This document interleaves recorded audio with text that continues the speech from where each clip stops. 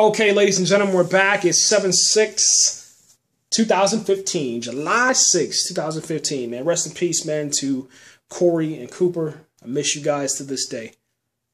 We're talking about the DC Extended Universe. And I'm sitting here watching Man of Steel for, I don't know, the 500,000th time, man. I watched this movie so many times. I can still recite it word by word. I love it. I love every scene. I love the movie. I love the way it makes me feel. I love the way that it just makes me laugh and smile and cry all over again every single time that I watch it, man. There's something about this movie. I don't know what it is. But what is going to be the threat? That is the new question, man. All right, so now we know that the DC Comics cinematic universe is now called the DC Extended Universe. What does that mean? Is that saying extended as far as extending from the comic book? Is that saying extended as far as from the television series? What does that mean? We don't know, man, but that is something that we do need to look into, because that name, Extended Universe, that can say some things, man.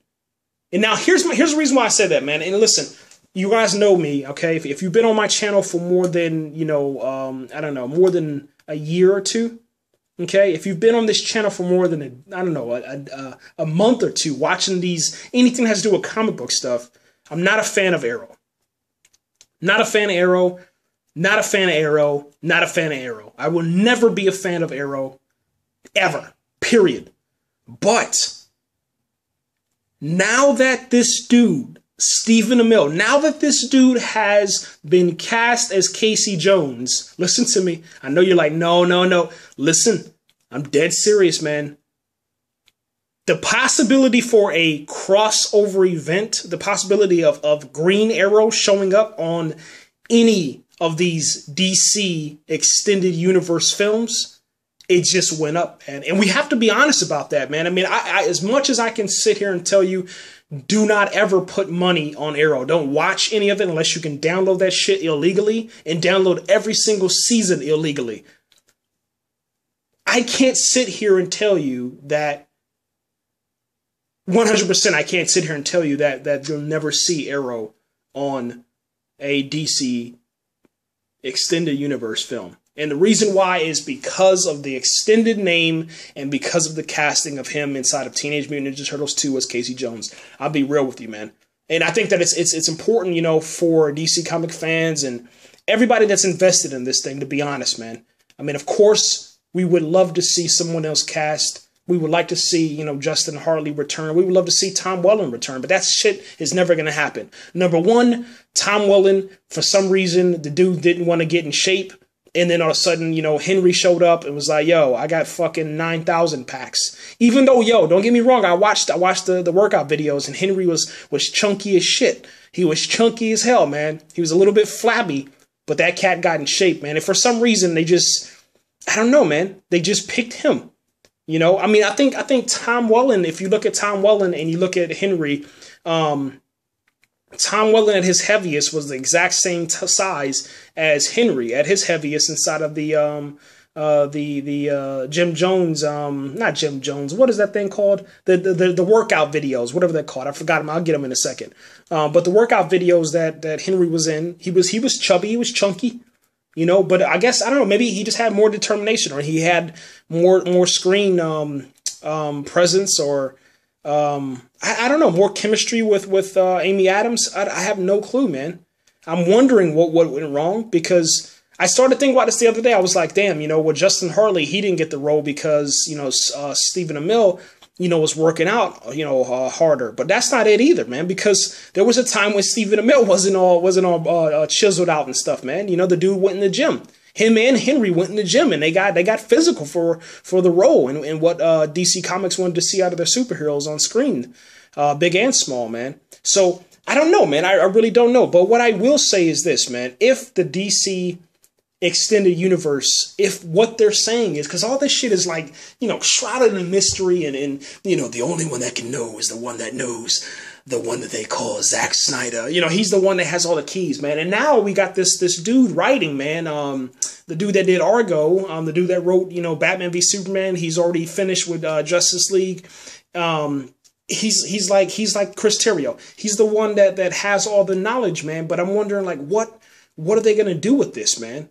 And who came up with the name? You know, when are we going to release this information? And now what I'm hoping is that with Comic-Con coming up, we'll start getting the information. You know, Zack Snyder has the whole entire cast and crew for Batman v Superman coming to Hall H. So we should see something or hear something about this extended universe. I'm pretty sure that's what we're going to be seeing pictures of, video of, and stuff like that, man. So what I'm thinking too is that the Warner Brothers, they had their investors meeting and they showed this sizzle reel.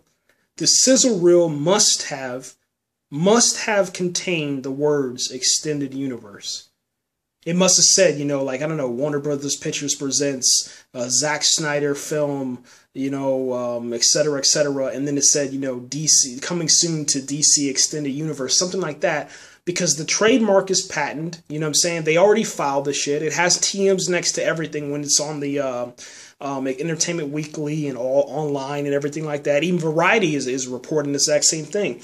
Who I guess dropped the ball on this, you know, as far as not reporting this? You know, I didn't see it on any of the, you know, ridiculously horrible websites that I will never ever mention out loud again and give them publicity because they're pieces of shit.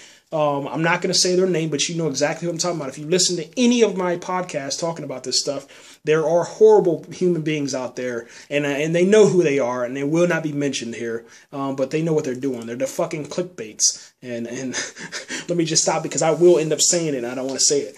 But I'm pretty surprised that they dropped the ball. I don't know what the hell happened, man, but I am wondering, does this give the possibility? And will Stephen Amell, since he's been around the longest, will he be the one that transitions over? And the reason why I say that is because, you know, we haven't seen anything from Grant as far as, you know, his acting skills. We've seen something from, no, I'm not going to say that. Let me try to reword it. Shit, this is hard. Supergirl, Melissa, she's been on screen before, but nothing like what Steven is doing inside of Teenage Mutant Ninja Turtles 2. There you go. I thought that was very, very nicely worded. Okay. So, you know, clap myself on the back. There you go. Pat on the back. Okay. All right. So I don't think that DC Comics would go that way. Even though I think that if they were going to do the extended universe and they were going to have it, you know, go across, you know, the TV and the movies, then they would bring in the Flash because he's the most popular. But seeing how the Flash has already been cast, that's the only thing I can think of, man. The Flash is out, so you're not going to see Grant on there.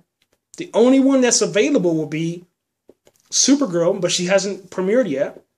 And then also, had to get some gum, man. My mouth is drawn out. And then Steven, man. So that's my take on it. I don't know if it's gonna happen or not, but I'm trying to research everything I can about this extended universe. I'm not finding anything right now. But that's what it's called, guys. We know we're at her.